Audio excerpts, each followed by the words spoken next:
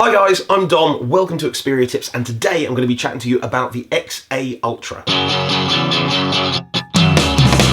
This absolute behemoth of a handset has got a 21.5 megapixel camera at the back, a simply ridiculous 16 megapixel camera at the front with a front-facing flash, and a whopping 6-inch Full HD display. So let's break it down.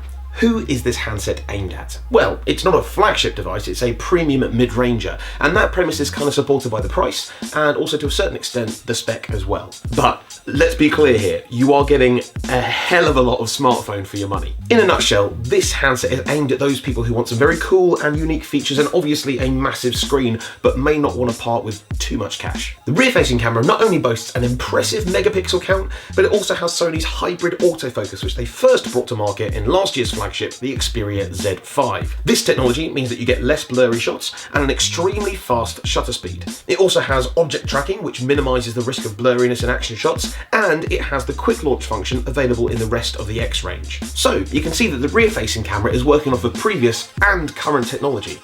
But that front-facing camera has stepped it up a notch. This is the first time that Sony has released a phone like this through network shops in the UK. With a 16 megapixel front-facing camera which supports optical image stabilization as well as a front-facing flash, you can be sure that this selfie camera will always capture your best side no matter what the situation. Okay, let's talk about size. This thing is big. I mean, it's not like Z Ultra big, but a 6-inch display can be very intimidating for some people. So Sony has tweaked the software in here to make this absolute beast of a handset a real beauty to use. Firstly, you have an auto capturing option for the front-facing camera, where you simply show the palm of your hand, the camera recognizes it, and it gives you a second or two to compose yourself before taking that Instagram-worthy snap.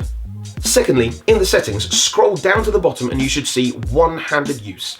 The resize screen option should be on as a default, but if it's not, here's where you can change that. This handy little feature means that you can swipe up from the bottom corners of the screen and shrink the display to a more manageable size for one-handed use. Once it's shrunk down, you can even customize the size further by dragging this corner up and down, and if you fancy swapping hands, just tap this little arrow. And if you want to return to full screen mode, just tap this button here. Thirdly, you've got an extra option called optimized apps. This makes individual applications a lot easier to use when it's in full screen mode. I've enabled all of them, and it follows a similar format to the screen resizing. The number dialer is offset to one side, so you're not straining to reach everything.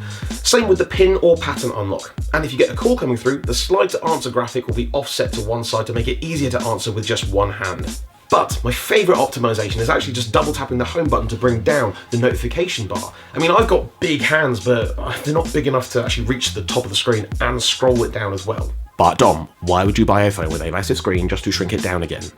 Because we mobile phone consumers are paradoxical creatures. We want larger screens, but we want smaller phones. And the XA Ultra is a perfect mix of form and function thanks to those on-screen customizations and also the beautiful edge-to-edge design, which makes this the narrowest 6-inch display smartphone on the market. It kind of ticks all the boxes, and it doesn't break the bank either, coming in at just over £300 on pay-as-you-go or £27 per month on pay monthly. So there you have it, the XA Ultra explained. Don't forget to like, follow and subscribe, and I will see you next time for some more Xperia tips.